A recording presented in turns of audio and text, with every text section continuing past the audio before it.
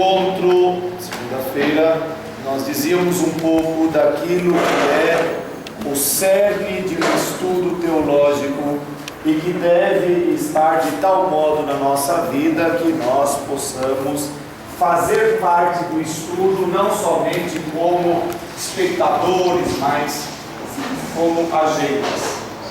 E para isso nós víamos que fazer teologia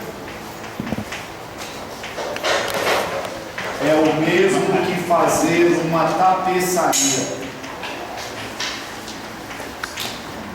Quem aprende a fazer um tapete já está pronto para ser chamado de teólogo. Porque um tapete, para ser feito, ele precisa ter materiais, ele precisa ter instrumentos, você precisa ter o conhecimento para saber o que fazer com esses materiais, porque caso contrário, você vai ter bons materiais, bons instrumentos e é como aquela pessoa que vai numa livraria e diz: quais são os livros de teologia? Mal sabe. E não faz mais nada que preste. Quais são os bons livros de teologia? São esses, compra todos, leva para casa, vai ter uma estante bonita. E por outro lado, a pessoa foi lá, ela já conhece o tipo de material, ela já não vai comprar tudo. Se ela quer fazer um tapete de lã, ela não compra algodão, ela não compra poliéster, ela não compra outros fios. Então, a mesma coisa na teologia. Lembrando sempre que teologia tem a ver com fé e razão. Então, isso é só uma retomada para a gente não ficar triste. Fé tem a ver com teologia, tem a ver com razão, que significa dizer, tem algo que eu tenho que discutir, devo discutir, se eu não discuto eu estou perdendo tempo. E tem algo que não tem por que discutir. Tudo que está nessa parte aqui, não tem discussão. É isso e pronto. Na última aula eu tinha dito que se eu fosse budista eu acreditaria no Ganesha, não, se eu fosse hinduísta, hoje eu não sou mais hinduísta. Então, se eu fosse muçulmano, acreditaria que Allah, bendito seja o seu nome, é o único Deus, e Maomé, que a paz esteja com ele, é o único profeta. E não adianta vir me explicar que Jesus é maior, que Jesus morreu na cruz. Pouco me lixando para isso, porque sou muçulmano. É a mesma coisa de um cristão.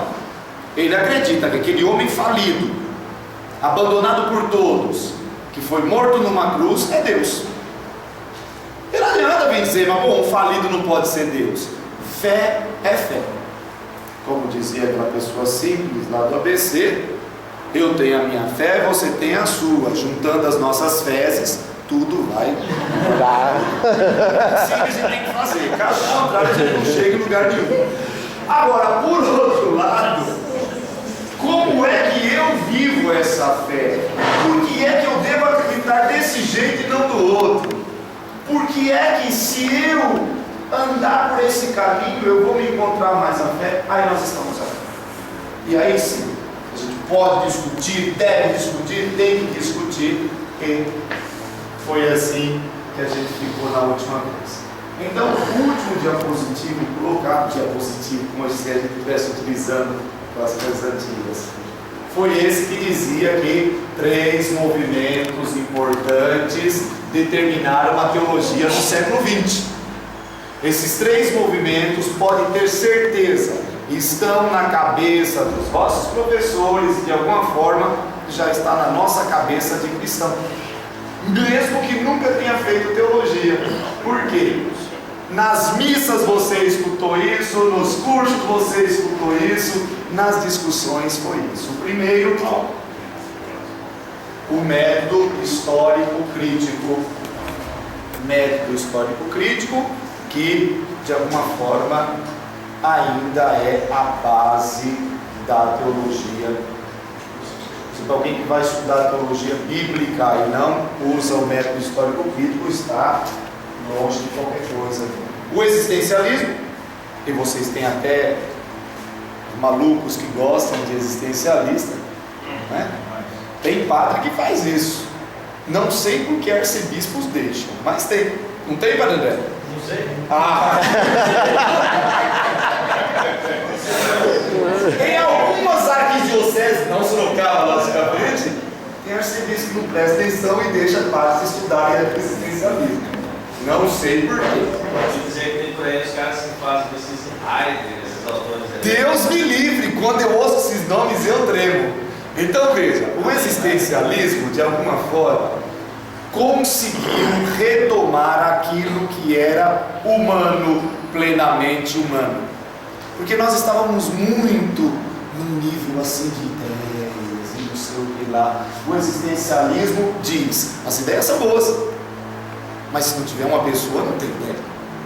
Então a partir daí depois vocês veem na outra arquidiocese, aqueles que entendem de Heidegger, o que é que eles podem dizer sobre isso. E a terceira coisa é que a gente precisa ter uma boa visão para aquilo que são as palavras. Por exemplo, a história do nascimento, seja de Jesus, seja de João Batista, entra num estilo chamado vocação.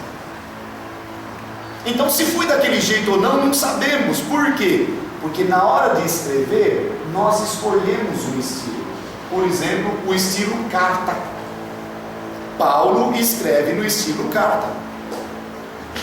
Aí nós dizemos que Tiago é uma carta. Não dizemos isso? Carta de São Tiago. Segunda leitura da carta de São Tiago. Se é carta, por que é que ele termina de uma forma abrupta? Por que é que no final ele não faz igual Paulo, que diz: nós nos saudamos, tanto eu quanto Silas, é verdade que o Marcos me abandonou, o Lucas me abandonou, não sei quem me abandonou, mas assim, vos saúdo e tudo mais. Se você pegar a carta, chamada carta de Tiago, ele está escrevendo de uma hora para outra, puf, acabou. Significa dizer, tem alguma coisa errada com ele? Não, conosco, que chamamos de carta. Ele não escreveu. Agora é verdade, ele começou como se fosse uma carta. Ele começa dizendo: graça e paz a vós, porque eu, Tiago, servo de Deus e do Senhor Jesus Cristo. Está indo tão bem. Então, algumas coisas são importantes para a gente perceber. Para a gente perceber que, por exemplo, Jesus nunca expulsou ninguém em o nome de Jesus. Isso é coisa moderna. Nunca você vai encontrar Jesus dizendo agora: e no meu nome saia agora, demônio. Não. Ele não fazia parte da renovação, ainda não tinha. Ele vai trazer o Espírito Santo, mas a gente não encontra ele ainda falando em línguas, porque não teve o Pentecostes. O povo de Jesus não participou disso. Então, o que eu estou dizendo? Lógico que eu estou brincando com vocês. É exatamente para perceber o que? Existe uma linguagem por trás de todo escrito. Não tente encontrar aquilo que o escrito não disse. Então muitas vezes a gente quer forçar o povo do escrito para ele dizer algumas besteiras que somos nós que estamos pensando, não o escrito. Então, por exemplo, não, mas Jesus era lá, revolucionário, andava. Opa, um pouquinho. Ele não conhecia o Lula, não. E não era. E nem morou no ABC. Não morou. Ele perdeu essa oportunidade. Podia tanto ter vindo para o ABC, aprenderia a ser rouco, poderia aprender a língua, porque isso é um costume nosso. Pois é, olha aí, que não aprendeu a ser rouco e não tem a língua presa. Porque senão tem que não perdeu o dedo. Se tivesse perdido, aí sim seria alguém importante. Então, a teologia narrativa vai nos alertar para isso. De acordo com a linguagem daquele texto, daquela perícope, daquele livro, nós já sabemos o que esperar. Se alguém lê o livro do Apocalipse esperando encontrar fim do mundo ali, não entendeu nada. O único livro que talvez não sabe falar nada de fim do mundo é o Apocalipse. Aí você diz para a pessoa: Apocalipse, para isso de jeito nenhum, pelo amor de Deus. Apocalipse não, porque fala do fim do mundo. Não fala. Não fala. Quem conhece a narrativa vai saber que ali nós temos um estilo para trazer esperança. E no meio do caminho o povo perdeu a esperança e agora acha que o livro traz medo. Ok, então vamos falar um pouquinho de cada um desses três. Vai. Então, até o século XVIII, a Bíblia era lida de um jeito, vamos dizer assim, mais simples. Qual era a concepção até o século XVIII? Eu sou Elias, me sento em algum lugar, o Espírito Santo vem e diz, escreve. Eu digo, mas o quê? Quer dizer, eu vou dizendo. Eu, Elias, estava no Monte Horebe, quando de repente, então, a visão era essa, de que o Espírito Santo ditava e o escritor simplesmente copiava. A gente pode dar risada do teólogo dessa época, mas até o final do século XVIII, se alguém estava doente, a gente fazia cortes na pessoa e colocava sanguessuga. Então também não vamos pensar que era só a teologia que caminhava desse jeito, né? Hoje está voltando o sanguessuga, em algumas hospitais já está voltando. Não, nossas também. Nossa também. Diz que é a melhor coisa para tirar inchaço. Então, por exemplo, você teve um traumatismo e o sangue está se acumulando. Ah, simples. Põe um sanguessuga lá que está tudo resolvido, né? Quem assiste filmes antigos vai descobrir que havia um tratamento chamado sangria. Sangria era legal. Cortava um pedacinho e deixava o sangue ir. Por quê? Porque o mal estava no sangue. Oh, meu Deus do céu. Então veja, a Bíblia era vista como sendo um relato único. Então, o mesmo Espírito que chegou lá no Gênesis foi até o Apocalipse. Século XVIII, algumas pessoas começaram a perceber que ou o Espírito Santo tinha se enganado em algum lugar, ou alguém tinha se enganado quando disse que era o Espírito Santo que tinha ditado alguma coisa. Por exemplo, todo mundo conhece o relato de Noé, não é isso? Noé, bonitinho, vai lá, faz a arca e tudo mais. Quantos animais de cada espécie tem que colocar na arca? 2. Um par de cada espécie, 2. Que bonito. Ah, se vocês tivessem lido a Bíblia, vocês vão perceber que não é isso que está escrito lá. Num versículo está escrito 2. Se anda 2 versículos para frente, diz assim: se for de animal puro, Noé, 7 pares. Se for de animal impuro, aí um par só. Pô, pera um pouquinho. Quantos dias choveu? 40. 2 versículos depois diz: e por 120 choveu sobre a terra. Espera um pouquinho, choveu 40 ou 120? Foi daqui que surgiu o método histórico crítico, quando começou a perceber que não é entre um livro e outro, é entre um versículo e outro, você já tem problemas. Ou choveu 40 ou choveu 120. Aí eu conheço alguns amigos que dizem: não, é que choveu 40 e a água ficou por 120. Oh, meu Deus do céu. Vamos piorar um pouquinho mais. Como é que Judas morreu? Vamos lá? Vamos matar Judas, hein? Aí foi fácil. Como? Se enforcou. Ele foi lá, colocou a corda no pescoço e se enforcou. Vocês estão seguindo o relato de quem? De Mateus? Porque o outro relato vai dizer que ele encontrou um precipício E se atirou. e as vísceras foram tudo para fora. Espera um pouquinho. Se enforcou ou se atirou no precipício? Volta ao meu amigo. Não, é que ele se enforcou perto de um precipício, a corda quebrou e ele caiu. Quando, cara? Então veja. Qual é o grande problema? Provavelmente a comunidade não sabia o que aconteceu com Judas, porque Judas não voltou mais. Pedro se arrependeu e voltou. Tiago se arrependeu e voltou. João se arrependeu e voltou. Judas não voltou. Então, não sabendo o que tinha acontecido com ele, alguém foi ao Antigo Testamento para saber se tinha algum exemplo de pessoa traidora, e encontraram o exemplo de um. que tinha se enforcado. Só que a outra comunidade, em vez de ler esse texto do Antigo Testamento, leu um outro texto, onde um outro traidor, em vez de se enforcar, se atirou no chão. Então veja, não sabendo o que aconteceu com Judas, porque ele não retornou, cada comunidade deu a sua explicação. Como é que fica agora a Bíblia como relato único? Foi aqui que o pessoal entrou em crise. Porque enquanto a gente dizia relato único, a gente podia dizer e divinamente inspirado. E agora? É divinamente inspirado ou não é? O que é inspiração divina? Quem já fez o curso, já nos 2 primeiros anos, ou no primeiro ano, deve ter ouvido que a inspiração divina não é que o Espírito Santo fica ditando, mas é que a pessoa... Isso é explicação muito moderna. Inspiração divina era, senta danado, que eu vou falar. E a pessoa escrevia. Até que se vocês pegarem pinturas antigas, você vai ver os 4 evangelistas sentados, com o Espírito Santo do lado, e eles, só tomando nota. Vou piorar ainda um pouquinho mais. Se Mateus 5,48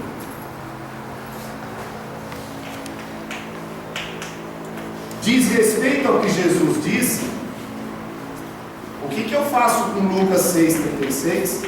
Como eu sei que todo mundo conhece a Bíblia de cor, não preciso nem dizer o que está escrito aqui, que afinal de contas todos nós já sabemos. Mateus 5,48: Sede, portanto, perfeitos, como perfeito é o vosso Pai que está nos céus. Lucas 6,36: Sede, portanto, misericordiosos, como misericordioso é o vosso Pai que está no céu. Se foi Jesus que disse, qual das duas frases ele disse? Aliás, eu vou piorar um pouco mais. Mateus diz que ele subiu a montanha e falou lá em cima.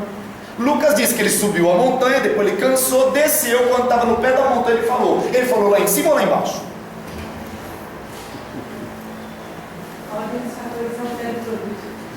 Olha que altera. Principalmente que parece que esses dois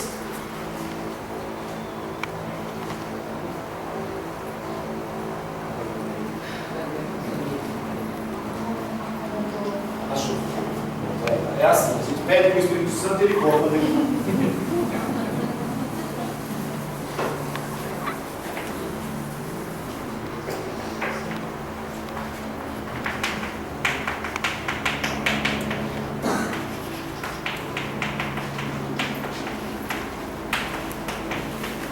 Podemos dizer que é a mesma coisa?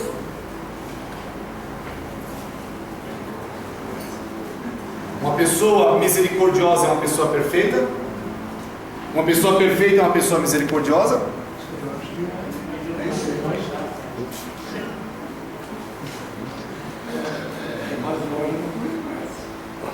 Pois é. Agora, o grande problema é determinar qual dos dois, ou se são os dois, ou se pior ainda, não é nenhum dos dois. Fiquei 4 anos em cima disso, né? Então está aqui, eu conheço. Minha tese doutoral é sobre a perfeição. Então, de alguma forma, o meu estudo é Mateus 5,48. Vamos piorar um pouquinho mais. Em todos os evangelhos, somente Mateus usa essa palavra. E no Antigo Testamento, nunca, jamais, na história desse país, não, isso é outra pessoa que diz, né? Então, no Antigo Testamento, não se coloca perfeição para Deus. Deus não pode ser perfeito. Por que Deus não pode ser perfeito? Porque quando você chama alguém de perfeito, significa dizer que a pessoa teve que ajuntar alguma coisa para se tornar algo. E Deus não junta nada.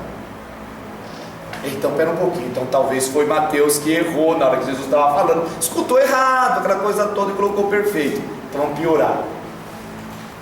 Somente Lucas usa a palavra misericordioso. E no Antigo Testamento, nunca, jamais um humano pode ser chamado de misericordioso? Somente Deus. Aí é que a porquinha, se tinha rabo, torceu. Porque se o primeiro é problemático, o segundo é o quê? Problemático. Então vamos pensar de novo? O primeiro só serve para o humano. Pô, mas ele disse: seja perfeito como o vosso Pai que está no céu é perfeito. Mas o segundo só serve para o divino. Mas ele disse: sede misericordiosos como o vosso Pai é misericordioso. Dá para compreender que tanto um quanto o outro são problemáticos? E que se a gente crê que a Bíblia é um relato único, divinamente inspirado da história da salvação, eu vou ter que criar uma explicação. Vou usar a palavra, eu gosto de palavras difíceis, mesmo que não sabe o que eu tenho de dizer. Esdrúxula. Porque o que é uma coisa esdrúxula? Eu vou tentar criar um tipo de resposta que, se ela serve ou não, não importa, mas eu vou, como dizia antigamente, não serve para nós, mas dourar a pílula, adocicar a coisa, fazer com que todo mundo aguente a coisa como se fosse verdadeira. Qual é o grande problema? Esse daqui está no chamado Sermão da Montanha. Esse daqui está no chamado Sermão da Planície. E aí eu faço a pergunta besta que fiz no início: mas onde é que Jesus fez o sermão? Na montanha ou na planície? Aí algumas pessoas esperam e dizem: não, padre, aqui eram 2 sermões. Um dia ele fez na montanha, outro dia ele fez na planície. No dia que ele fez na planície, esqueceu que já tinha falado do tema lá em cima. Aí ele falou: agora não lembro mais qual foi a palavra que eu usei, então vamos usar uma outra. Então cuidado quando você tenta dar explicações que são longe daquilo que é a realidade. Só para não deixar no ar, o que a gente diz hoje é: atrás de cada relato bíblico tem um fundo histórico. Significa dizer que um dia Jesus fez mesmo um discurso. Acontece que a comunidade não guardou palavra por palavra, não tinha ainda câmera para filmar, não tinha ainda computador que você escreve e ele fica lá, não tinha nada disso. Então é assim, as comunidades ouviam. E o que é que restava no final? O Espírito de Jesus. Significa dizer, eles não escreviam algo que fosse fora daquilo que era o jeito de Jesus, mas querer palavras exatas de tudo que Jesus falou. Se a gente tivesse que encontrar uma palavra exata, aquilo que se chamava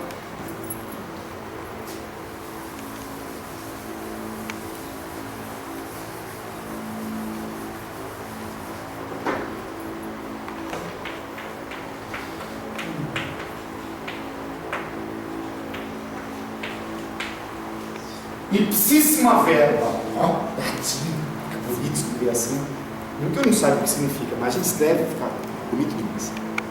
Aquela palavra que a gente tem certeza que é verdadeira de Jesus, tem como a gente determinar? Mateus disse que um dia Jesus disse assim: olha, quando vocês forem rezar, vocês têm que dizer assim: Pai nosso que estais nos céus. Lucas disse assim: olha, um dia Jesus estava com a gente, ele disse assim: se vocês forem rezar, vocês dizem assim: Pai. E o nosso que está nos céus, e agora? Lucas cancelou o nosso que está nos céus, Mateus acrescentou o nosso que está nos céus. Alguém de vocês saberia uma palavra que a gente pode ter certeza que Jesus disse? Olha que maravilha, como é bom isso. Para isso a gente tem que acreditar no Joaquim Jeremias, porque foi ele que disse isso. Se Jesus disse ou não, a gente não sabe, mas o Joaquim Jeremias disse que sim, então a gente vai ficar acreditando no JJ. Agora, por que somente essa palavra? Porque é a única palavra que a gente não encontra em outros textos. Você pode pegar textos do Talmud, pode pegar textos da Mishnah, pode pegar textos da literatura fora judaica e você não encontra alguém chamando Deus de Abá. Existe um texto, logicamente, a gente tem que dizer que ele existe, que é do rabino que tinha fama de fazer chover. E já fazia algum tempo que não chovia, e as crianças vieram, pegaram pela veste dele e disseram: Abá, Abá, faz chover. E ele olha para o céu e diz: ó Senhor Deus, tende piedade dessas crianças que não sabem a diferença entre um Abá que faz chover e um Abá que não pode fazer chover. Então, esse é o único texto fora da Bíblia que nós encontramos alguém ousando usar o termo Abá em relação a Deus. Mas mesmo aqui ele não chama Deus de Abá, ele faz a comparação entre um Abá que pode e um Abá que não pode. Então parece que o único que teve coragem de chamar Deus de Abá foi Jesus Cristo. Agora, as outras coisas vou repetir para que não fique nenhuma dúvida. O que nós temos é o Espírito de Jesus. O que significa ter o Espírito de Jesus? Significa dizer que ninguém ousou escrever alguma coisa que fosse contrário àquilo que Jesus pensava e dizia. Me faço compreender?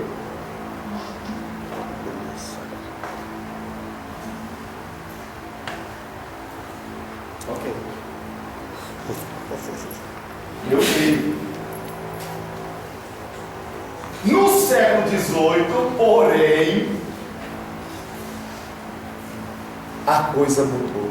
Oh meu Deus do céu, para que foi nascer Renan? Para que foi nascer Reimaros? Para que foi nascer esse pessoal doido? Estava tão bom. A Bíblia era uma coisa tão simples. Deus falou, está falado, está escrito e pronto. Veio esse pessoal e em vez de ficar lendo Platão, Aristóteles, foi colocar o bendito do método histórico crítico na Bíblia. A primeira coisa que eles fizeram foi dizer: a Bíblia está cheia de mito. Nossa, se eu já tivesse cabelo, pode ter certeza que agora arrancaria todos.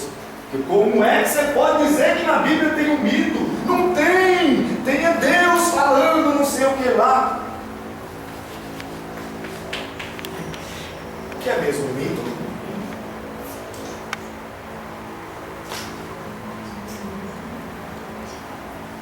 Eu não me lembro. Se alguém puder me ajudar. Alguém tentou aqui, eu vou colocar aqui na frente que eu sou meio católico e eu posso. Isso quer uma lenda? Alguma outra pessoa?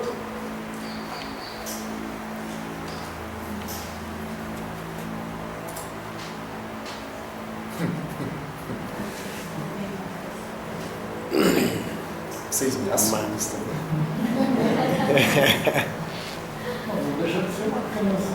Uma crença? Escreva, opa, falou, a gente está colocando aqui. Depois eu cancelo tudo, mas não se preocupe não. Vai colocando. Vai lá, o que mais? Uma história. Uma história. Esse faz parte daquele grupo que diferencia aí de agora. Ah, Jesus. Por que a gente copia tudo dos norte-americanos? Só eles têm essa coisa. History. Story. Ah, olha lá, o que mais? Herdamos. Que aqui a gente poderia perder um tempão até saber o que é mesmo uma história e uma história.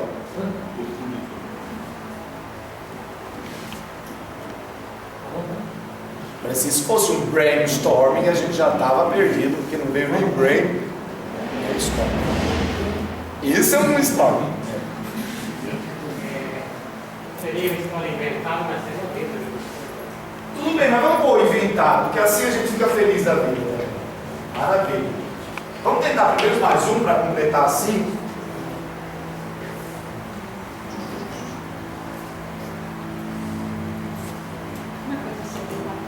Sobrenatural. Opa.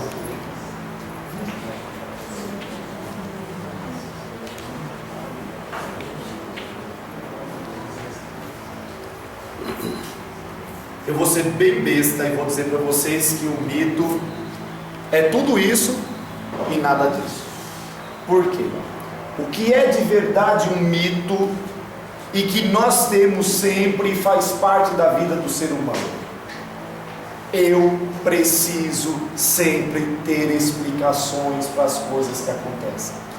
Eu preciso ter sentido para as coisas. Eu não posso deixar o meu mundo perdidinho. Então, eu sempre procuro um modo de explicar a realidade de tal modo que ela faça sentido. O mito, o que é? É o jeito mais próprio que o ser humano tem de dar sentido às coisas. Por que é que o pessoal está morrendo? Ah, não sei, mas está bagunçando a nossa cabeça. Eu gostava tanto de fulano, meu pai, minha mãe, meu tio, não sei o que lá. Então a gente encontra uma explicação. Essa explicação pode ter por trás dela uma lenda, mas não necessariamente. Pode ser uma crença que vai se formando. Um dia o danado foi lá, comeu manga, chegou em casa, bebeu leite e morreu. A partir daqui a gente cria uma crença, uma lenda, qualquer coisa. É bem verdade que não foi assim que começou, e você sabe muito bem disso. Começou porque o dono da fazenda não queria que eles fizessem as duas coisas. Então criaram essa. De onde é que a gente veio? Hoje a gente pode dizer que há 15 bilhões de anos, uma pequena partícula super carregada de energia, de tal modo era densa que ela explodiu e formou. Que bonito! Isso é científico mesmo? Como é bonito chamar isso científico? Porque quase sempre a diferença que o pessoal de filosofia faz, eu não gosto do pessoal de filosofia, é que tem o mito e a ciência. Ou como se... Entra um pouquinho. O que é a ciência então? Quem é que estava lá 15 milhões de anos para ver que foi? E se foram duas partículas que explodiram? E se não teve explosão nenhuma? Se vocês gostam de novidades, vejam a teoria dos Branas. Existe a membrana, eles tiraram o MEM e sobrou só o Brana. Então na teoria dos Branas, cada universo é uma Brana. E nós estamos muito perto do próximo universo. De vez em quando a gente se choca. Puff! Quando se choca, dá explosão, começa tudo de novo. Aí a gente se afasta. Quando a gente se afasta, a gente se choca na outra. Aí volta. O que significa dizer? Pense naquelas coisas de 7 folhas.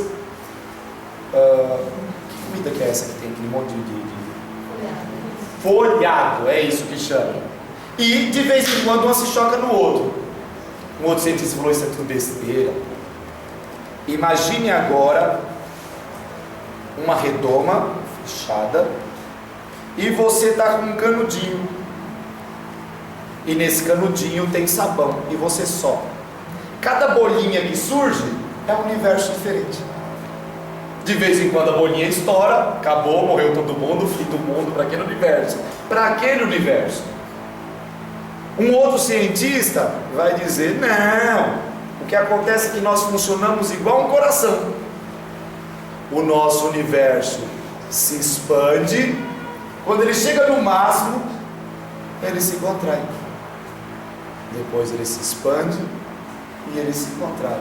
O que significa dizer que o chamado Big Bang não foi o primeiro e não será o último. O universo tinha se contraído naquele momento, chegou a ser tão denso que ele tinha que voltar. Eles explicam isso com uma mola. Pegue uma mola, aperte ela ao máximo. Se você soltar, o que ela faz? Se expande ao máximo e depois volta para alguma coisa. Então, o que é mesmo ciência? Tudo isso que eu falei aqui é ciência ou o quê? São sempre físicos nucleares, físicos não sei o que lá, que criam essas teorias. Então é ciência, não é? Vamos pegar alguém para saber se é mito ou não e a gente entende direito.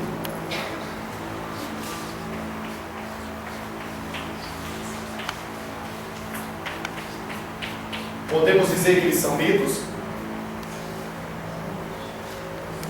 Antes que vocês digam qualquer coisa, teve um teólogo na Argentina que ousou há 6 ou 7 meses dizer que era mito. O bispo tirou o direito dele de rezar missa, de ter um blog, de dar aula na faculdade. Só não matou ele porque não teve condições de fazer isso. Então vou perguntar de novo. Ele pode dizer que Adão e Eva são mitos?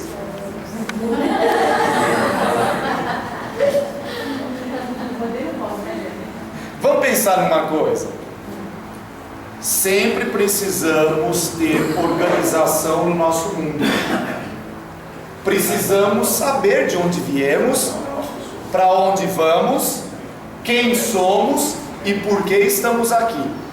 Maravilha essas 4 perguntas, não?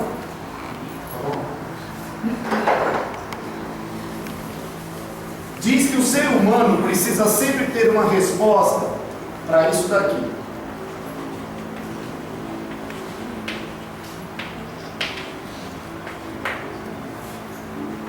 Segunda,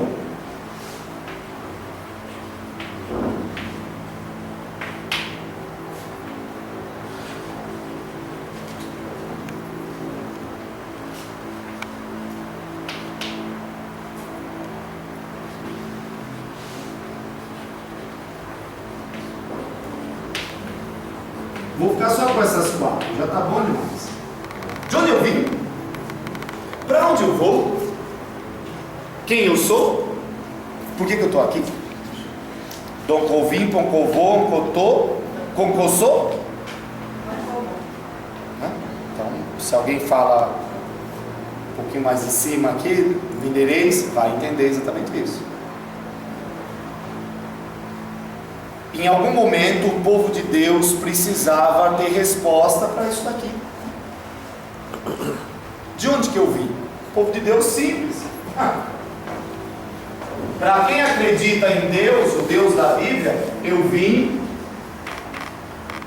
de Deus. E como que eu vim de Deus? Capítulo 1 do Gênesis diz, não sei, só sei que um dia ele matutou e disse: vou fazer o ser humano à minha imagem, à minha semelhança, e foi lá e fez o homem e a mulher. O povo do capítulo 2 disse: não, um dia ele estava de boa vontade, tinha nada para fazer naquele dia. Foi lá, encontrou terra, a terra estava boa, fez barro, do barro ele fez um bonequinho, gostou do bonequinho, soprou no nariz do bonequinho, e o bonequinho criou vida.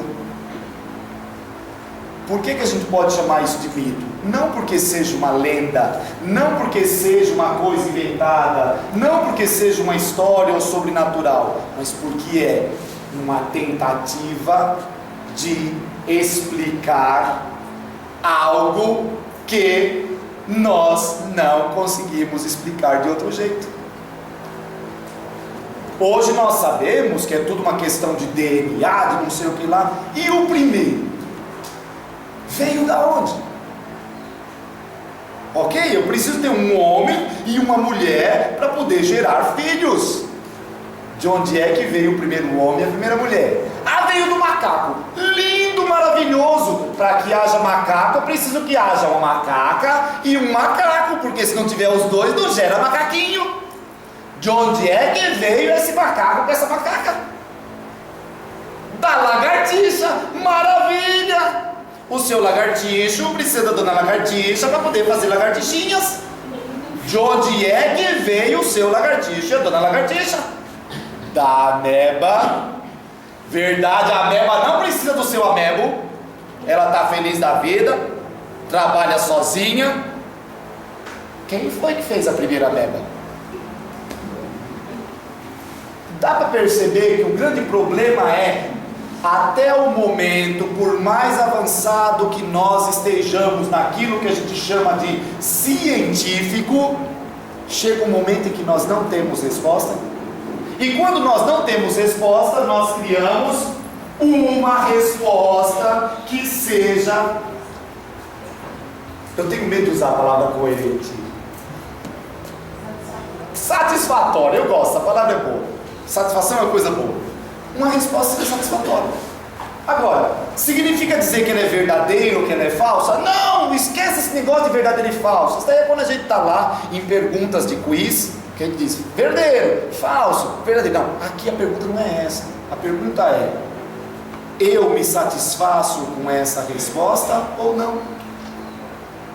Até o século XVIII, o pessoal estava se satisfazendo mais fácil. Chegou no século XVIII, eles acabaram com a nossa satisfação.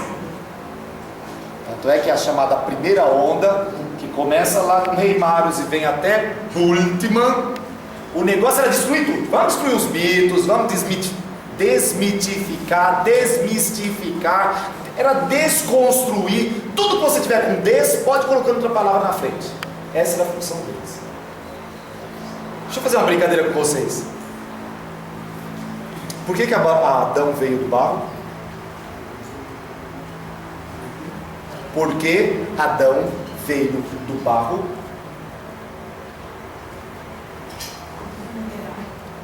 Quem já passou aqui pelas aulas de hebraico do Marcos?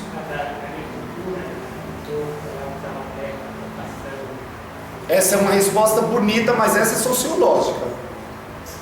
Quem já teve aula com Marcos de hebraico? Isso!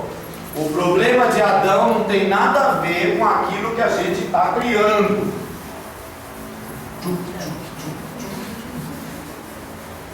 Vamos lembrar de algumas coisas.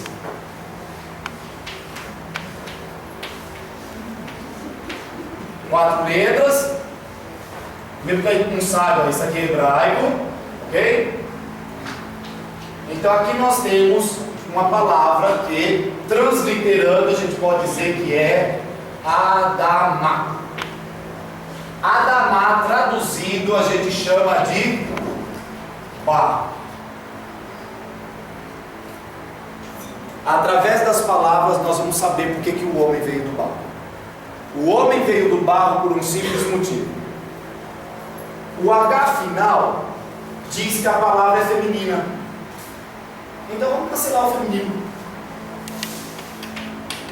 A, D, E.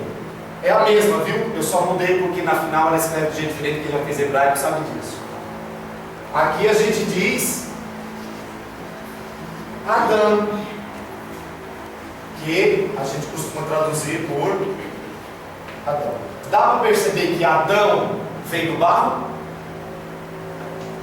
E que eu não estou falando nada da questão física. A palavra Adão vem da palavra barro. E eu posso piorar um pouquinho mais.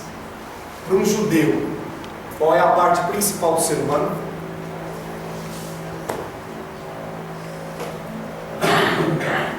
Alguém teve coragem, só que foi um baixinho assim. Não é o coração só serve para pensar.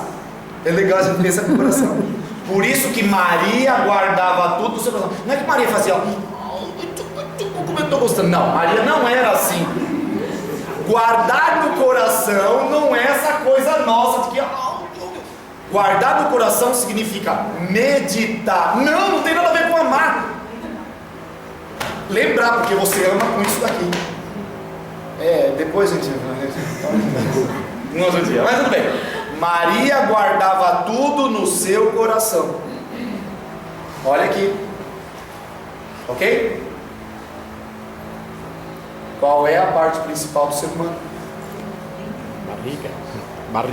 A barriga? Não. A barriga só serve para se contorcer dentro e a gente ter misericórdia. Porque aí sim, vísceras de misericórdia que se contorcem. Quando as vísceras de Deus se contorcem, Ele ajuda a gente. Então, o que é que o testemunho de Jeová não pode receber de jeito nenhum? Sangue. Por que ele não pode receber sangue, gente? Porque no sangue está a vida do ser humano. E se por acaso ele recebesse sangue de uma outra pessoa, ele estaria recebendo a vida da outra pessoa. Pobre do testemunho de Jeová, nunca aprendeu hebraico. Porque se tivesse aprendido hebraico, estaria fazendo transfusão sem problema nenhum. Essa letrinha aqui, ela só serve para começar a palavra, para dizer que a palavra vai ter alguma coisa. Então vamos cancelar ela, ok? Sobrou. Traduzindo, dão? Sangue. Olha a coisa, se eles tivessem estudado hebraico, saberiam que do barro veio o homem, e a parte principal do homem é o sangue. Ok? Então não tem nada a ver aqui com a questão física, porque pela questão física, sem cérebro dá para sobreviver. Já temos casos de criança que sobreviveu sem cérebro. Sem coração dá para sobreviver. Tem casos de pessoa que coloca lá, agora já pode colocar coração de, acho que é de porco, né, que é utilizado, que é o mais compatível com a gente. Vamos ficar com o de porco, que é legal. Sem rim dá para sobreviver, até que você pode tirar um, emprestar para o outro, fazer tudo isso. Sem pulmão também dá. Convivi com um padre de 90 anos que tinha perdido o pulmão quando tinha 17.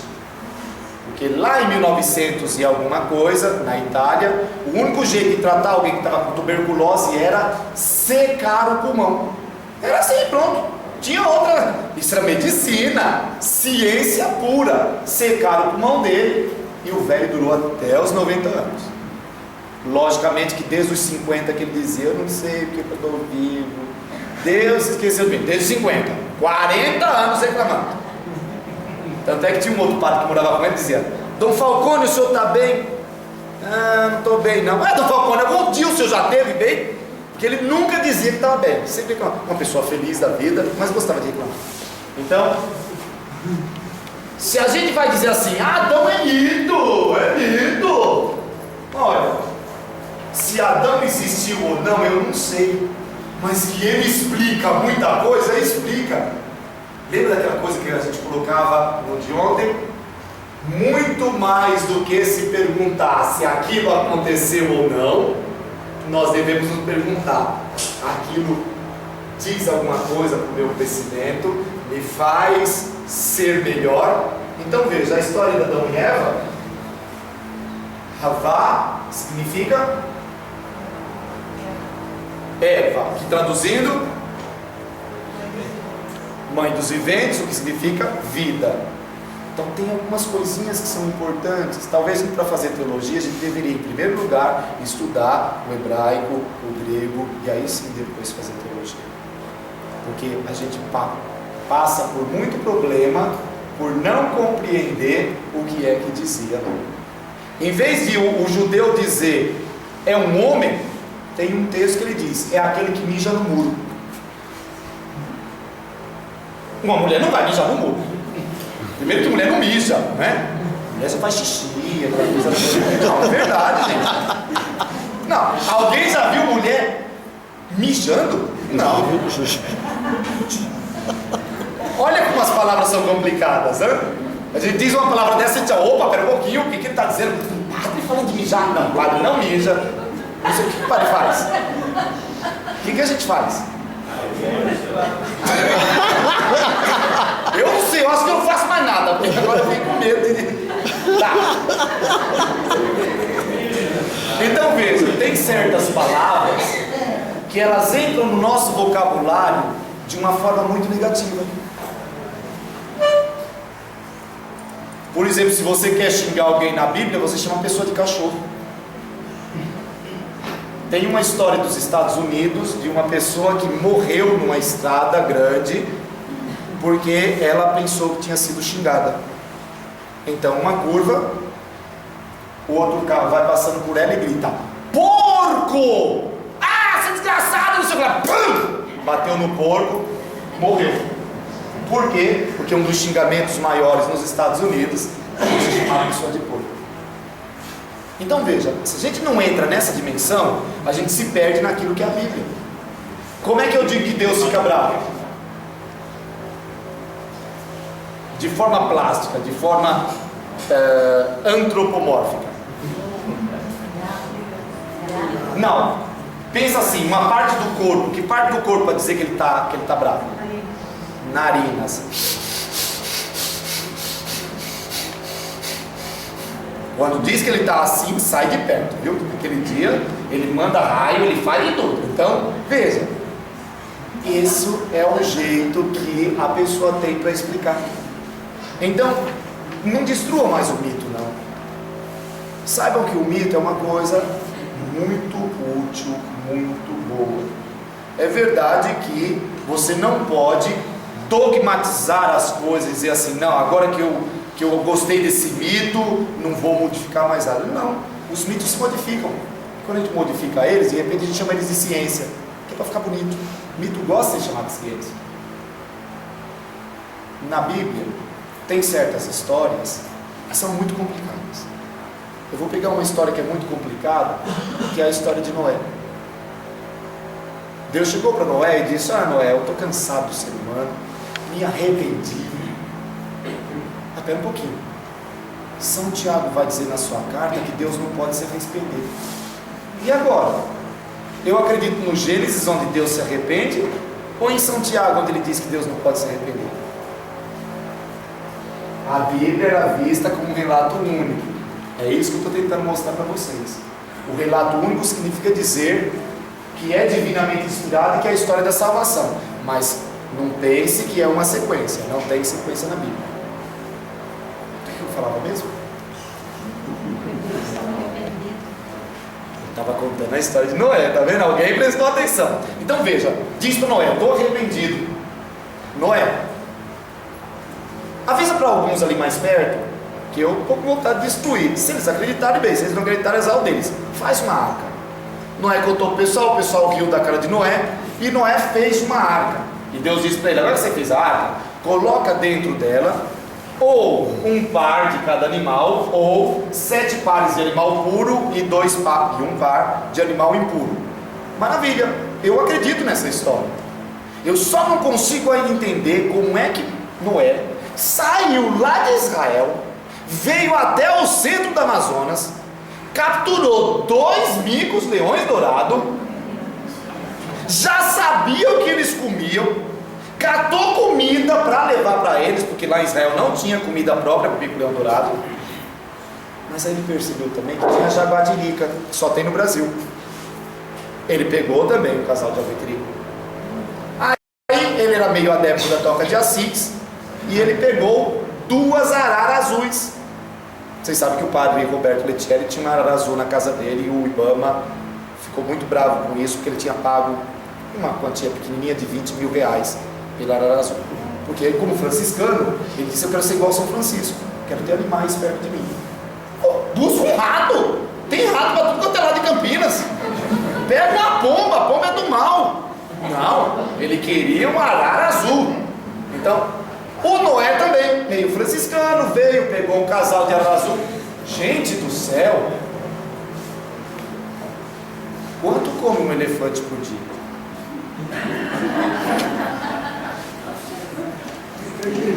E não é um elefante só, ele tem que levar um casal. E se o elefante for puro, são 7 casais. Mas pera um pouquinho, o elefante africano é muito diferente do elefante indiano. Então ele também teve que pegar um outro casal de elefante. Dá para perceber que se você quiser colocar essa história de modo literal, a gente vai ter que rir. Só que tem gente famosa, importante, estudada, doutores, que estão no Monte Arará procurando a Arca de Noé. Não é gente bobinha como eu, não, é gente de peso e que ganha muito dinheiro para procurar a Arca de Noé. Aí eles encontraram uma bendita de uma tábua esses dias. O que eles fizeram? Eu falei que nós tinha vindo aqui, olha, a tábua é da arca. Gente, deixa eu contar uma coisa para vocês, para perceber como de vez em quando nós somos muito espertos. Um jornalista foi entrevistar um rapaz que é criacionista, que significa dizer que acredita que o mundo só tem 6.000 anos e que não tem esse negócio de Big Bang, não tem esse negócio de terra velha, não tem nada disso. E o cara disse para ele, você tem certeza disso? Tem certeza absoluta, está escrito na Bíblia, a gente faz as contas, dá 6.000 e pouco. Ele falou, tá bom. E os ossos de dinossauros que foram encontrados? Ele falou, isso é fácil de explicar. Deus colocou esses ossos lá para testar a nossa fé, para ver se a gente acredita na verdade ou nos ossos que estão lá. O que você vai dizer para uma pessoa dessa?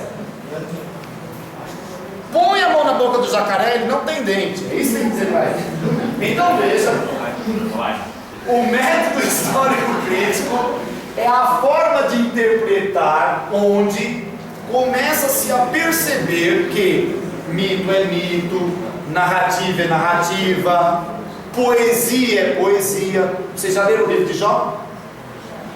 Jó começa com poesia, se esquece o que é poesia, escreve prosa e costuma começar e terminar do mesmo jeito.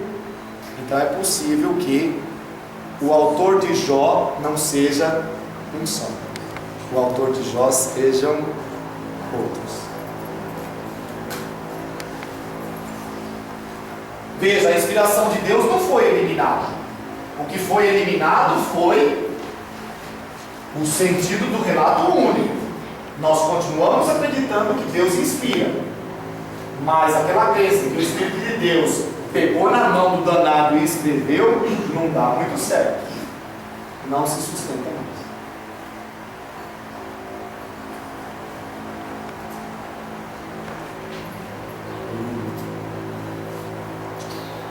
Não veio a luz. Agora veio. Então veja, o que é o método histórico crítico? Em primeiro lugar, a gente precisa compreender adequadamente o que está sendo dito dentro do período histórico.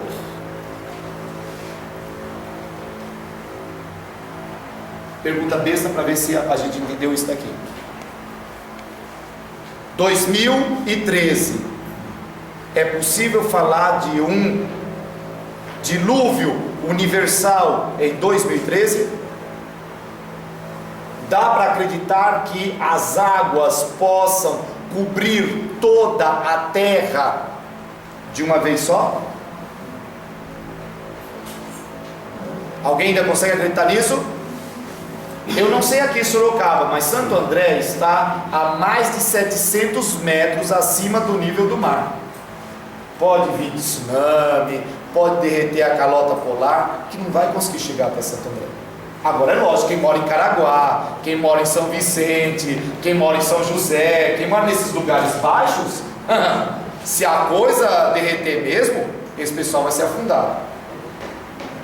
No tempo que a Bíblia foi escrita, era possível existir um dilúvio? Era. Por quê? Perfeitamente. Tá vendo? Eu não sei o que eu venho. Lembram da última aula, não? Ó, eu fiz aquele desenho maravilhoso. Lembram os nossos 4 homens que estavam para cá? Isso é muito moderno, gente. Toda a cultura antiga acreditava que a Terra era assim. E a Terra sendo assim, eles olhavam para cima, e aí para cima só pode ser para cá, não tem para cima, nem para cima, nem para cima, só pode ser para cá, e eles viam um algo assim, ó. No mar dá para ver isso bonito. Já fizeram essa experiência? De ver o horizonte no mar? Quando parece que tudo acaba? Porque o mar tem essa vantagem de ser... As estrelas estavam aqui, Deus morava aqui em cima,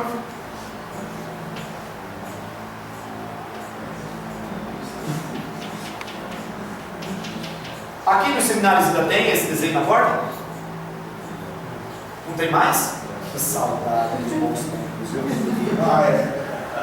Você sentava no troninho e não conseguia fazer nada porque tinha um olho embaixo escrito Deus vê tudo. Mas não, imagine você. Deus te... mas é câmera? O reitor vê tudo? Não, que horror. Então veja, Deus morava aqui em cima. Onde é que ficavam as águas? Aqui fora. Se desse vontade de Deus, ele não estava de bom humor naquele dia, o que ele fazia? Ele trancava as comportas e não chovia. E pronto. Por isso Elias rezou a Deus e por 3 anos e meio não choveu. Elias rezou de novo e Deus falou, eu vou abrir. Aí abriu uma compotinha aqui, outra compotinha aqui e chovia.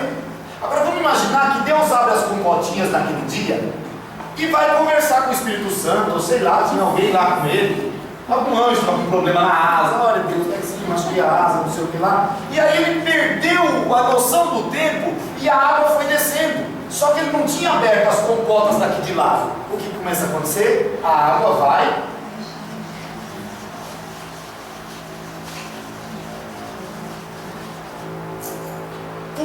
que pode inundar tudo e de uma hora para outra pode voltar ao normal. Por que pode voltar ao normal? Deus vem, abre as comportas daqui, a água vai embora. Veja, para alguém que vive dentro dessa concepção, não vem dizer para ela que é impossível o dilúvio, não, gente. O dilúvio não somente é possível, como é algo que na cabeça da pessoa acontece.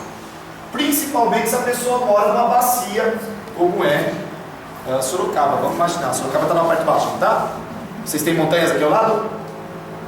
Tem. Tem, não tem? Vocês não estão no alto, ou vocês estão no alto? 580 metros. 580? Tá baixo, nós estamos em 780. Não, veja. Significa dizer, vamos supor que tenhamos um monte de nuvem que resolveram vir para cá, e chove em Sorocaba, e a gente não tivesse mais como escoar a água.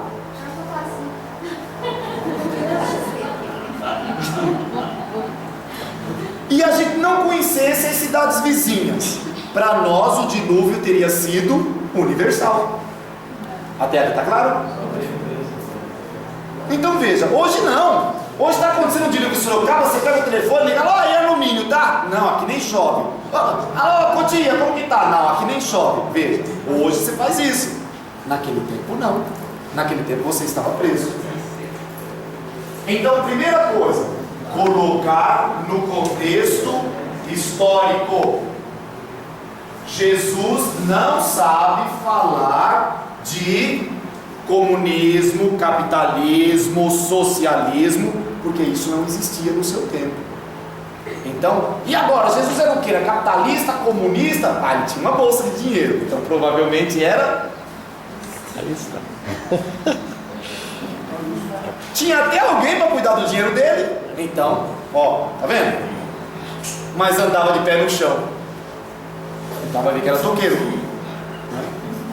Vocês tinham um toque aqui, se colocar, voltei? Isso é bom, é do bem. Tinha? Tem, isso é do bem, então.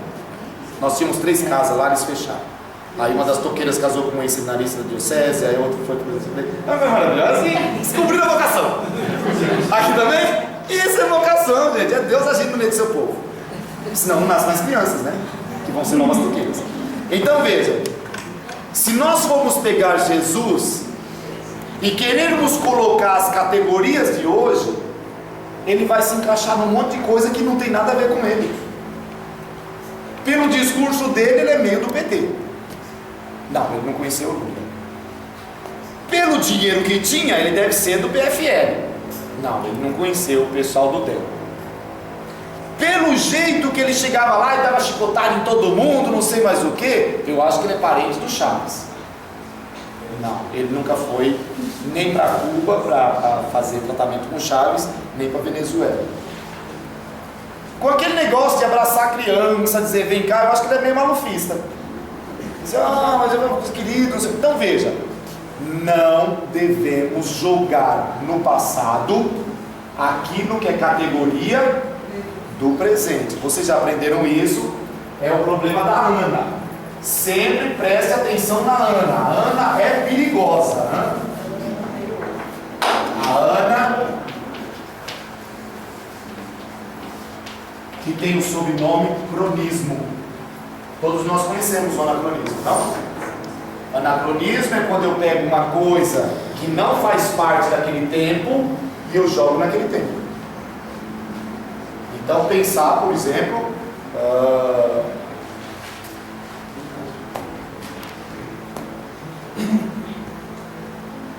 a novela essa semana no Face, saiu lá no Facebook, que a novela das 6 é 1900 e bolinha, né? E tinha lá no fundo um negocinho do Sky.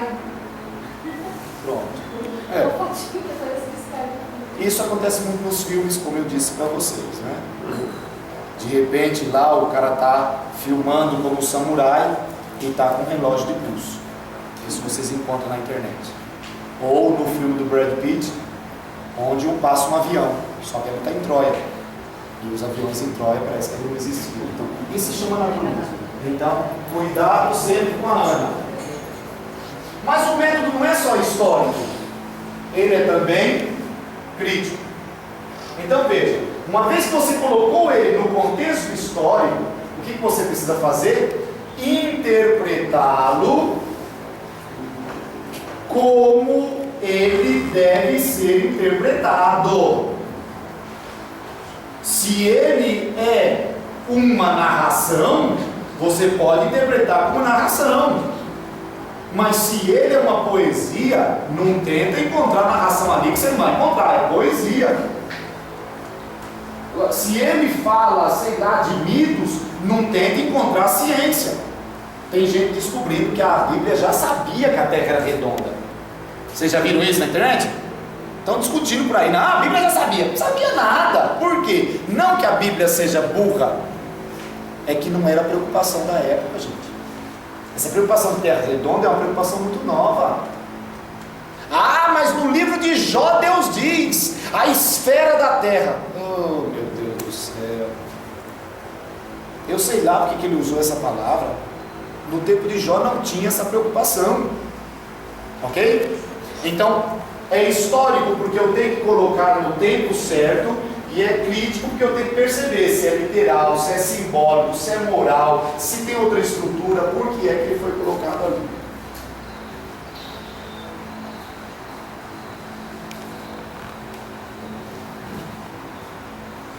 Aqui que vem a grande vantagem. O método histórico crítico começou no século XVIII. Só veio conseguir entrar na Igreja Católica. Oh, meu Deus do céu! Século XVIII começa em 1701, não é isso? Rei Maros morre em 1768. A primeira vez que entrou num documento forte mesmo foi em 1943. Somos lentinhos, né?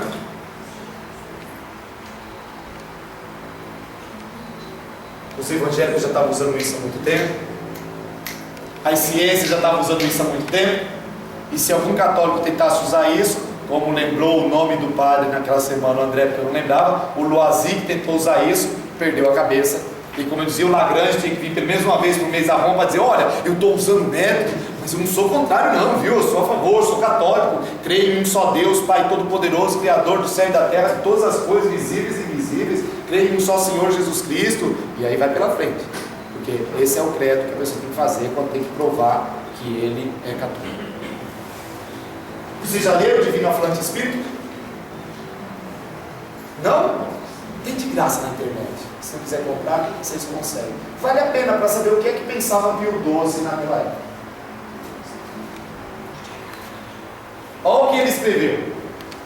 O intérprete bíblico deve, por assim dizer, retornar inteiramente no espírito àqueles séculos remotos do Oriente, e com a ajuda da história, da arqueologia, da etnologia, de outras ciências, descrever com precisão que modos de escrita, por assim dizer, os autores daquele período antigo provavelmente usaria, e na verdade usaram.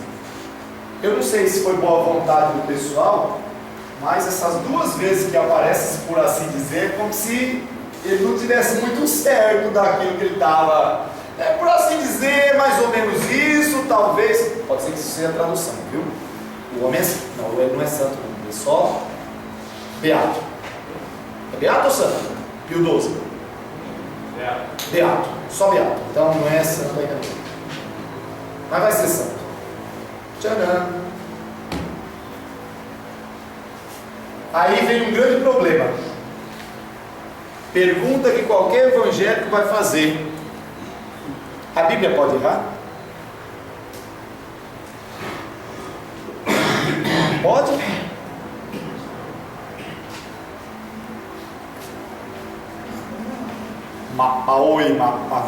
Minhas colegas de trabalho, meus colegas de trabalho, a Bíblia erra ou não erra? E agora, erra ou não? É a palavra de Deus, a palavra de Deus pode errar. Minha palavra, quando sai da minha boca, não volta para mim sem antes ter produzido o seu fruto. Porque a palavra de Deus é cortante e penetrante, como espada de dois gumes, que vai até a medula. A Bíblia pode errar? Vocês não são católicos, não? Então veja, ela só pode errar naquilo que não é de real importância para a fé. Significa dizer, naquilo que é secundário você pode encontrar erros. Naquilo que é principal, ela não erra não. Se você pegar do Gênesis ao Apocalipse, Deus é sempre o Deus libertador, é sempre o Deus que salva, é sempre o Deus que cria, é sempre o Deus que santifica. Isso não muda não. Agora, as concepções que as pessoas têm de Deus, isso vai mudando o tempo inteiro. Lembra do primeiro momento, o que e o como? O que não muda, o como muda. Então, o que está dizendo lá? Que na mensagem religiosa essencial que Deus pretende comunicar, ele não pode errar. Porque se ela puder errar nisso, então não serve mais nada. Ok? Agora, tentar encontrar na Bíblia somente aquilo que é imutável é burrice. A Bíblia entra no que e no como. O que não muda, o como muda. Um que, por exemplo, que não muda? Deus caminha com o seu povo. Ele caminha com Adão e Eva, ele caminha com os patriarcas, ele caminha com os profetas, ele caminha com o povo do Novo Testamento e continua caminhando com a sua igreja. Isso não dá para ficar, não sei se ele caminha ou não. Não. Se você não sabe se ele caminha ou não, então já vai fazer matemática, vai fazer química, vai fazer qualquer outra coisa. Agora, como é que ele caminha? Aí chegamos, vamos discutir 30 dias para saber. Eu acho que ele fica lá de cima olhando e não interfere em nada.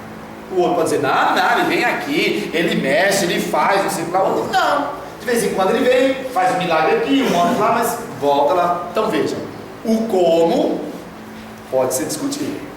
O que?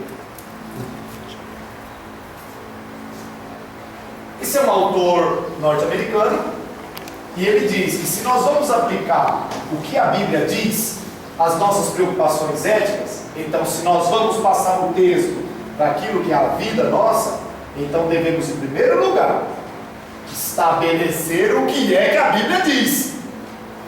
Eu quero viver a palavra. Senhor, me dá uma palavra porque eu estou querendo viver. Então é bom saber o que a Bíblia está dizendo, senão a gente cai na piadinha que eu fiz naquele dia. Senhor, me dá uma palavra, olha, vai lá e informa. Não, Senhor, o que tem que fazer, faz logo. Então veja, se eu não sei o que está sendo dito, então se eu ainda não vi o que a Bíblia diz, então é melhor eu não tentar ainda passar do texto que a Bíblia.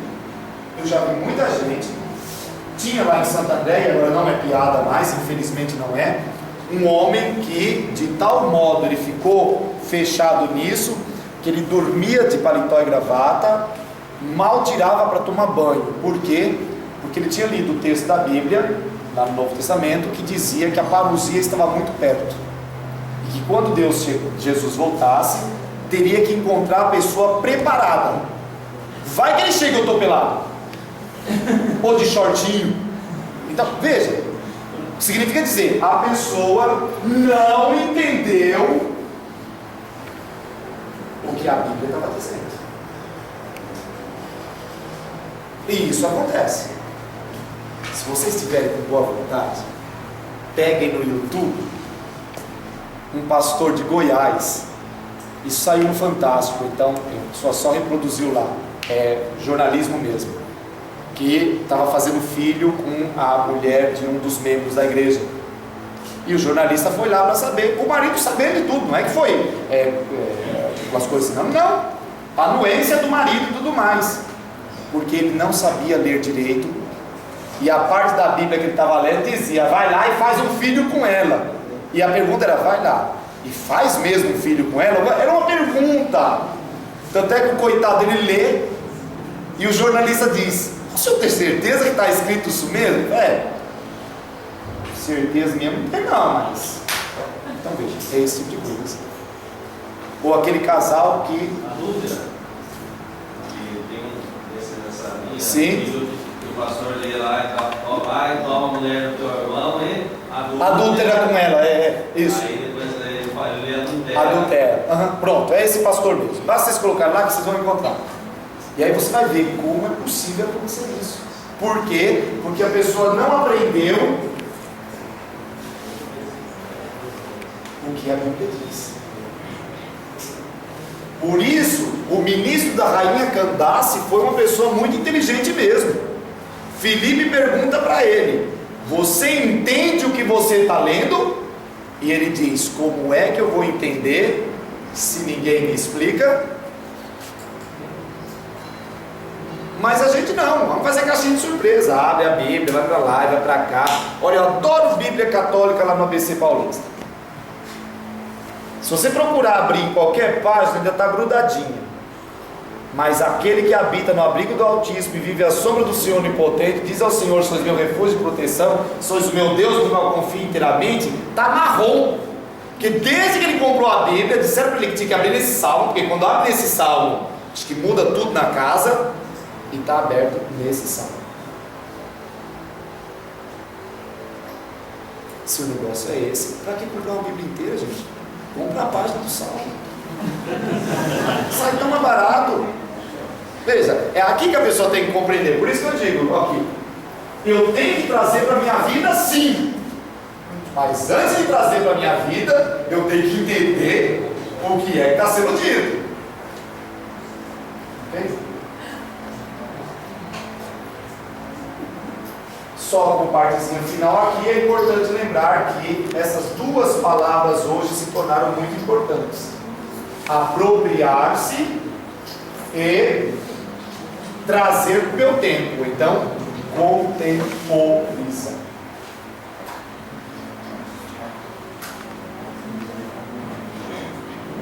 Temos mais 3h30 só e a gente termina. Então veja, por que o existencialismo foi atraente para os católicos teólogos e para os evangélicos teólogos?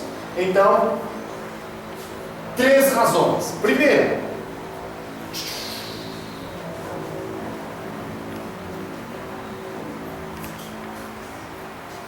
a filosofia tinha se tornado tão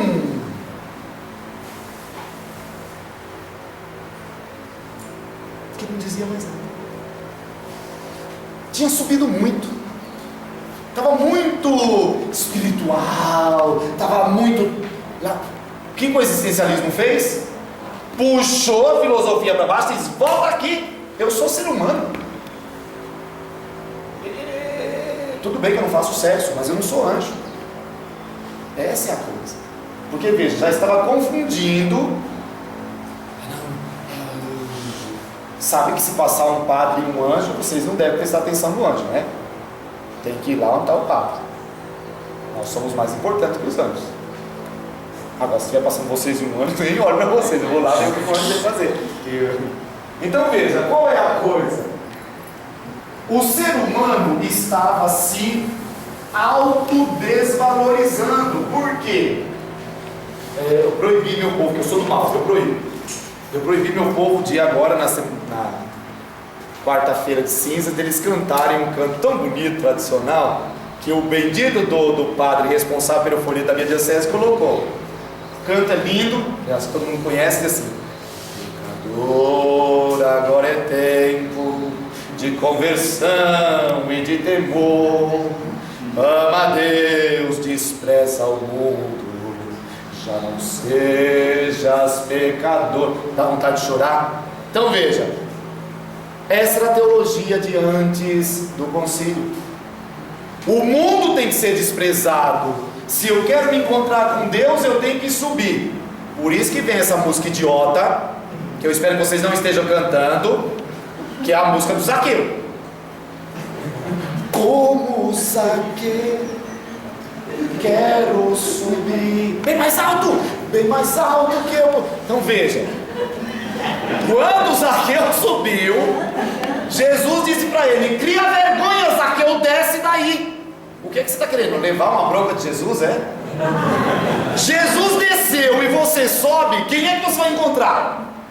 Ninguém, porque Jesus desceu. Ele que era Deus não se apegou a ser Deus e fez o quê? desceu, e vem você e chora cantando como vai funcionar. Como Zaqueu, quero subir. Eu sei que é isso, daqui um dia vai ter funk. Como Zaqueu. Vai ser um negócio, descer, não, é subir. Aí eu não sei como ia fazer subindo, mas veja. Eu sei que vocês vão guardar o que é existencialismo, agora não vocês guardam. Então a coisa é exatamente essa. É um Deus que desce para estar conosco. E nós, em vez de ficar com Ele, o que nós queremos? Queremos subir. Não suba não, gente. Quem canta para subir é cavalo de santo. Canta para subir, opa, lá no eixo. Aí sim ele sobe. Mas senão não adianta. A gente deixa aqui embaixo mesmo. Então o que é isso? Minha pátria é o céu. Eu também proclamo isso. Mas eu não morri ainda. Eu estou na terra. E se eu estou na terra, então enquanto eu estiver aqui, minha pátria é a terra. Como é que eu vou redimir essa terra se eu desprezo? Ama a Deus, desprezo o mundo. Então veja, não é que eu vou amar o mundo agora e assumir tudo que é do mundo. Pai, eu te peço pelos meus.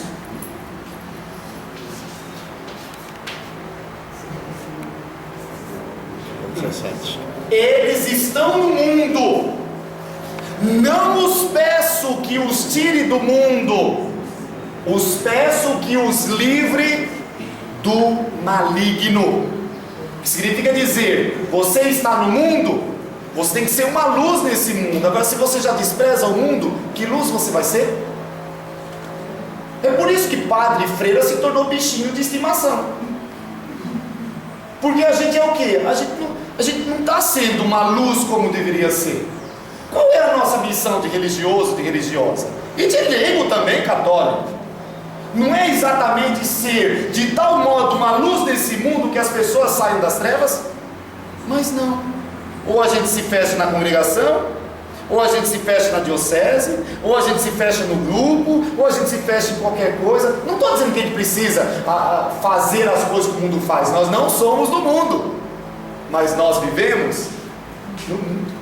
Quantas brigas que tiveram para poder chegar a ter um apostolado? Essa é uma palavra nova, gente. Apostolado é uma coisa muito nova. Ok. Os teólogos do século XX sentiram que a teologia precisava enfrentar mais diretamente o quê? A experiência de quem estava sofrendo. Que resposta eu vou dar para o desgraçado que perdeu tudo na depressão de 29? Meu, o cara tinha muita coisa, de uma hora para outra, ele vum, e agora? Não, você reza, viu, que lá no céu, você vai ter tudo de novo. É bonito isso, mas não põe comida na casa. E parece que São Tiago diz que se um irmão entrar com fome na tua assembleia, e você disser para ele, olha, agora eu vou fazer uma oração forte, uma oração de poder, né? Senhor Jesus, nós te pedimos agora, esse irmão, Pai, ele está sofrendo, Senhor, porque Tu, Espírito Santo, porque já perceberam que é assim, né? A pessoa não sabe direito com quem está falando, começa com um e passa para o outro, do outro vem para um de novo. Eu conheço muito disso, é um negócio de sim, Jesus, nós te pedimos porque Tu, Pai, não, pera um pouquinho, com quem que a gente está falando? Está dando interferência? Se você fizer essa oração, por mais bonita que ela seja, mas não fizer nada por ele, você não cumpriu aquilo que deveria fazer. Não é que não deve rezar por ele, rezar é a primeira coisa, pelo amor de Deus. A oração é capaz de mudar o mundo. Mas faz a oração. A gente volta.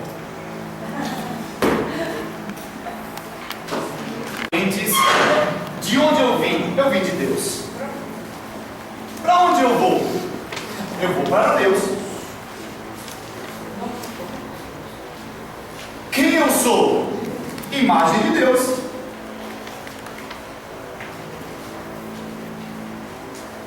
Por que eu estou aqui? Se você pega o início do Gênesis, o início do Gênesis tem uma coisa muito interessante. Deus diz assim: vamos fazer o ser humano a nossa imagem com a nossa semelhança. Só que o versículo seguinte diz: a imagem de Deus os criou. Cadê a semelhança? Então por que eu estou aqui? Para me tornar semelhança de Deus. Todo ser humano é a imagem de Deus, mas nem todo ser humano é semelhança de Deus. Gênesis capítulo 1, versículo 26 e 27. Então, façamos o ser humano a nossa imagem como a nossa semelhança. O texto deveria dizer, e a imagem e semelhança de Deus os fez. Não, o texto diz, e a imagem de Deus os fez. Macho e fêmea os fez. Então, ponha isso na cabeça. Eu vim de Deus, eu volto para Deus, eu sou imagem de Deus. Por que eu estou aqui? Para me tornar semelhança de Deus. Então, quando é que eu me torno semelhança de Deus? Quando eu começo a cumprir na minha vida aquilo que Deus cumpre em si mesmo. Deus é o grande doador da vida. Deus é o grande amoroso. Deus é o grande Criador, Salvador, Redentor. A gente pode colocar muitos termos aqui. Eu me torno semelhante a Ele quando eu faço como Ele faz. Então, cada vez que eu faço como Ele, eu estou sendo semelhante a Ele. Por isso, por exemplo, a minha tese começou porque eu já não aguentava mais as pessoas dizendo: ah, padre, mas ninguém é perfeito.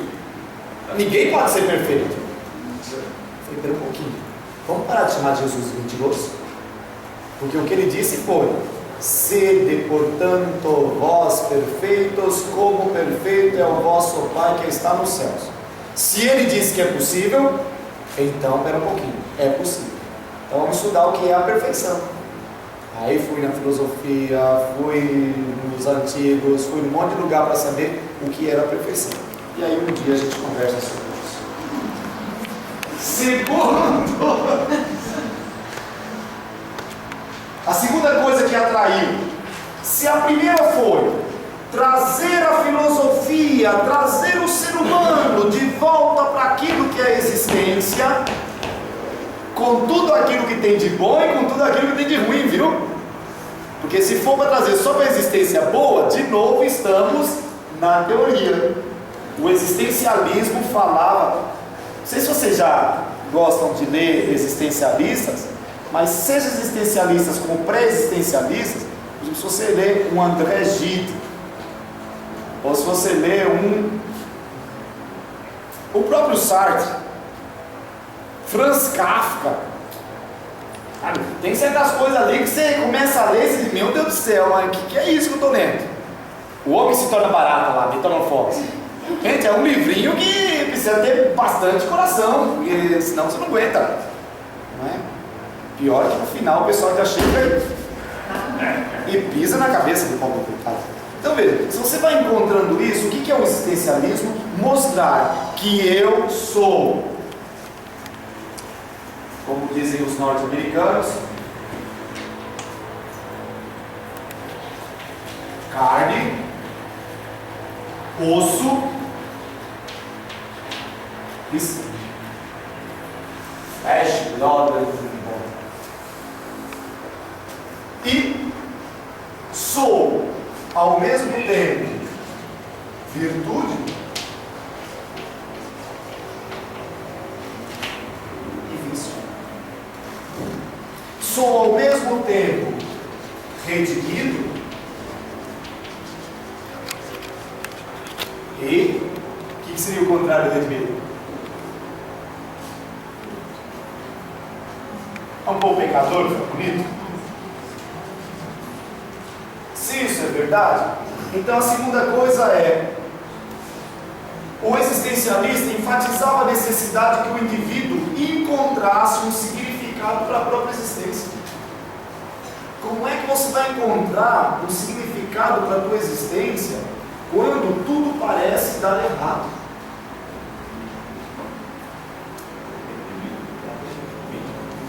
Então, o existencialismo protesta contra o quê? Contra o coletivismo. Ou usar uma palavra, seminaristas não fiquem bravos com isso, porque faz parte, religiosas também não fiquem, mas em todo caso.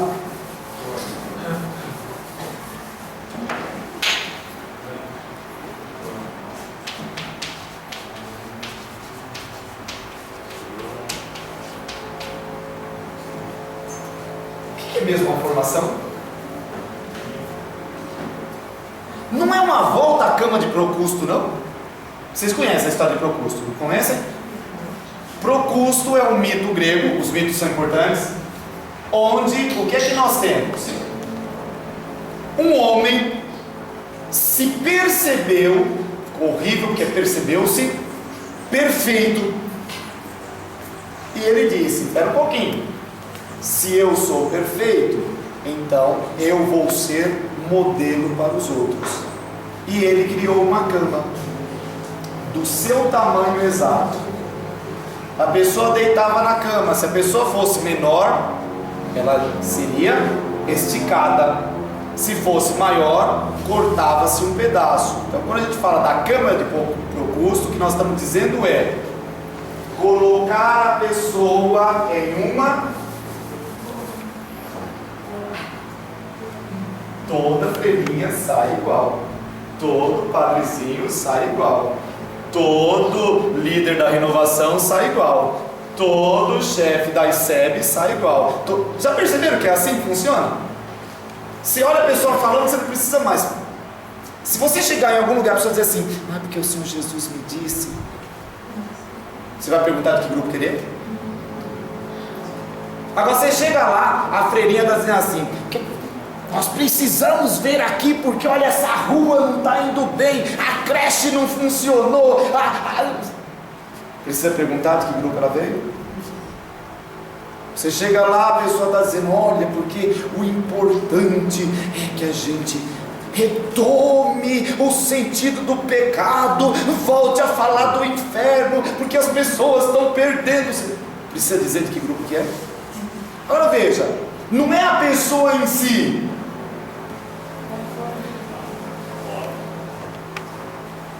Se você for num grupo de oração aqui, nos Estados Unidos, na China, a técnica é a mesma. Se você for numa sede lá em Crateús,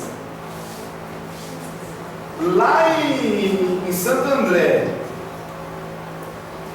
lá em Campos dos Goitacazes, acho que a sede nunca chegou lá, mas supondo que seja lá, o discurso é o mesmo. Por quê? Porque existe. Entendam, até agora não fiz nenhum juízo de valor, se é bom ou ruim. Depois eu posso até fazer, dizer isso pode ser uma maravilha, mas por enquanto o que eu estou dizendo é assim. É isso que acontece. Você vai para todo mundo, seminarista. Você encontra ele na rua, tem roupa de padre, não tem nada disso, mas tem cara de aleluia, não tem jeito. Você olha para ele e diz: esse cara é seminarista, né? Não mesmo, às vezes a gente pensa que a gente está assim, a veste clerical e pode andar. Não fica a cara de aleluia que a gente tem, em qualquer lugar que a gente vai, fica a padre, olha lá, disfarçando, achando que não é, mas não tem jeito. Por quê? Porque é isso que é a forma. Então o existencialismo conseguiu ser tão atraente porque, em primeiro lugar, ele é contrário a qualquer tipo de forma. O existencialismo diz: você é uma existência, e sendo uma existência, não existe outra existência igual a você. Significa dizer, não podemos partir do coletivo. Quando falamos de ser humano, nós temos que partir do indivíduo. O indivíduo mora numa coletividade, vai ter coisas que são coletivas, mas ele não é um coletivo. O homem não mais é. Opa, que deve ser nada, hein? Está amarrado. deve ser assim: o homem nada mais é do que aquilo que faz de si mesmo. O homem não mais é do que aquilo